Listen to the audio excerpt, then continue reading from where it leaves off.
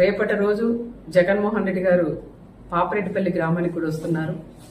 లింగమయ్య ఆ కుటుంబాన్ని కూడా పరామర్శించడానికి ఆయన వస్తున్నారు కాబట్టి దాని గురించి మేము ఇక్కడ ఒక మీటింగ్ కూడా నేను ఏర్పాటు చేసుకున్నాం. అనుకోకుండా మన ఉగాది రోజు సంఘటన జరగడం, ఆ సంఘటన జరిగినప్పుడు ఒకరికొకరు కొట్టుకొని ఆ రోజు చనిపోవడం కూడా చాలా బాధాకరం. ఫస్ట్ జగన్ రెడ్డికిను ప్రకాష్ రెడ్డికి గారు బాధపడిన వ్యక్తి నేనని కూడా చెప్పుకోవచ్చు.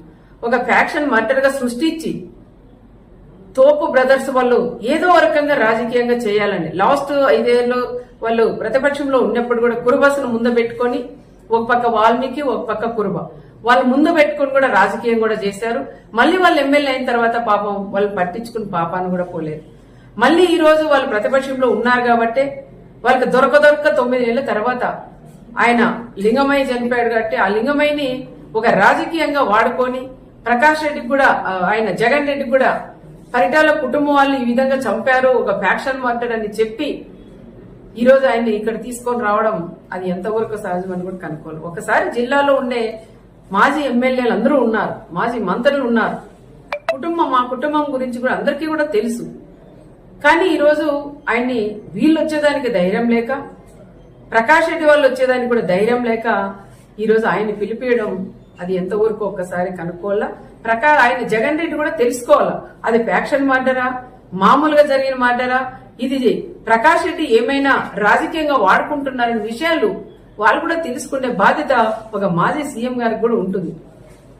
కానీ ఆ రకంగా కాకుండా వీళ్ళలో విభేదాలు పెట్టుకుని ఓ పక్క మాజీ ఎంపీను ఓ పక్క మాజీ ఎమ్మెల్యే వీళ్ళిద్దరి మధ్యలో గొడవలు పెట్టుకొని నేను తీసుకురాలా నువ్వు తీసుకురాలని పట్టింపుతో ఈ రోజు ఆయన కూడా తీసుకొస్తాం. ఓకే తీసుకురా, నేను వద్దని చెప్పను. తీసుకొచ్చిన తర్వాత పాపరెడ్డిపల్లికి వచ్చిన తర్వాత కనీసం ఆ కుటుంబాన్ని పరామర్శించి రెచ్చగొట్టి మాట్లాడుకోకుండా ఆ కుటుంబానికి కూడా న్యాయం చేసి వెళ్ళమని నేను మాజీ సీఎం గారికి కూడా చెప్తున్నాం. ఈ నియోజకవర్గానికి వచ్చినప్పుడు, ఈ ప్రాంతానికి వచ్చినప్పుడు నీకు దమ్ము ధైర్యం ఉంటే రేపు ఒక బీసీని అభ్యర్థిగా నువ్వు ప్రకటించగలవా అని నేను కూడా జగన్ కూడా నేను అడుగుతున్నాం.